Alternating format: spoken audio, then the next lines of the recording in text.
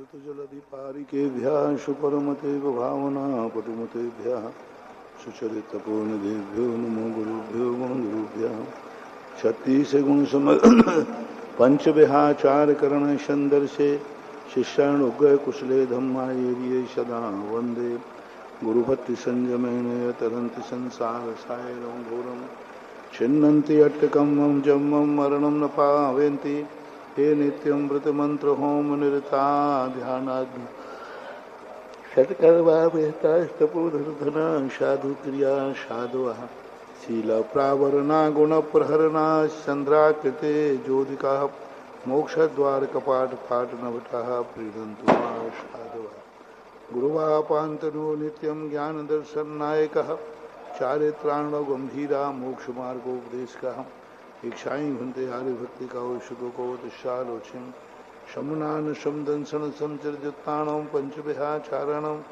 आयर्याणम अहरादि देश्याणम वज्रायाणम तीरयन गुणपालयाणम शुभश्रावणम शारदकालम अंश्यमी पूज्यमी वंदामी नमस्यामी दुखों को कमको वोलाहु सुवैमनम क्षमाहि मुन्नम जिनगुण संपत्ति हो मध्यम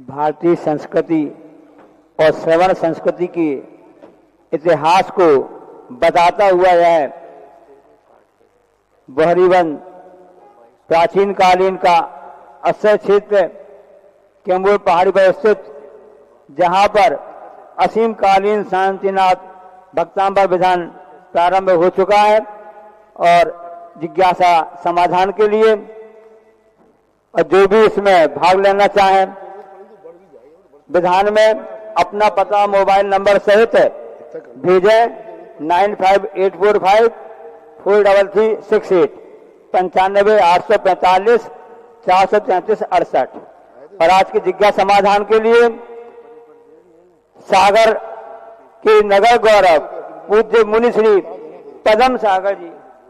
अच्छा, तो राजीव सुराती हमारे पाटन से नमोस्तु महाराज जी। आचार्य पूज्य पाद स्वामी जी ने भक्तियों में लिखा है, दुख को कम को बोही लाओ सोगी गणम समाई मरणम जिनगुण संपत्ति हो मध्यम। तो प्रत्येक भक्ति के अंत में इसको लिखने का रहस्य क्या है? दुख को कम को बोही लाओ। किसी भी चीज का एक कंसेप्ट होता है, बिना कंसेप्ट के कोई चीज बनती है तो वो अनुशासनहीन मानी जाती है।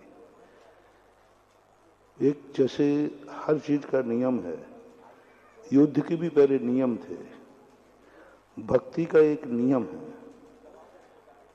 यदि भक्ति में आपने भगवान के सामने याचना नहीं की या कोई चाहत नहीं रखी या उनको कर्ता धर्ता नहीं बनाया तो वो भक्तिवाद से बाहर माना जाता है, वो सदोष भक्ति मानी जाती है। भक्ति का रूप ही है, जैसे पुराण का रूप होता है, महाकाव्य का रूप होता है। महाकाव्य में यदि इतनी चीजें हैं तो ही वो महाकाव्य है, पुराण में ये इतनी चीजें हैं तभी वो पुराण है। तो इसी प्रकार से भक्ति का, यदि आपने भक्ति लिखी है तो आपको ये चीजें दो लाना ही पड़ेगी। भगवान को कर्ता बनाना पड़ेगा, तुम्हारी समस्याओं का वहां समाधान उनसे कराना पड़ेगा, तभी वो भक्ति के अंतर्गत आते हैं। अन्यथा भक्ति का कानून, जैसे राजा महाराजा होते थे, अनुशासनहीनता करने पर उनको दंड दिया जाता था। यदि किसी ने महाकाव्य के जो अंग हैं उनके बाहर किया तो वह उतना ही अपराधी माना जाता था जितना कि कानून तोड़ने वाला। पुराण लिखने वाले ने यदि उसको पुराण नाम रख दिया और पुराण के कानून में नहीं आया, और किसी ने कभी ने यदि याचिका दायर कर दी राजा के सामने कि साहब इन्होंने महाकाव्य पुराण की नियमावली का उल्लंघन किया है, तो वो दंडित माना जाता था। ऐसा ही भक्ति का नियम, भक्ति में कर्तृत्ववाद आना ही, भगवान ही करता है और हम उसके सामने याचक हैं। यदि ये दो स्वरूप भक्ति में नहीं आए तो जब भक्ति शास्त्री बैठेंगे तब इनको भक्तियों से बाहर कर देंगे कि ये भक्ति हो ही नहीं सकती। इसलिए चाहे कोई भी दर्शनकार हो, हर व्यक्ति को भगवान के प्रति दुख कहो, कम्मक हो, बोहिलाहु, सुगई मरणम, क्षमाही मरणम, जिन गुण संपत्ति हो मध्यम, आपकी सारी संपत्ति मेरी हो। तो ये सब चीजें जो नियम विधि नहीं समझते वो कहते देखो भक्तियों में कर्तृत्ववाद बड़ा है, क्या भगवान किसी के कर्ता धर्ता होते हैं, देखो इसमें याचना भरी है।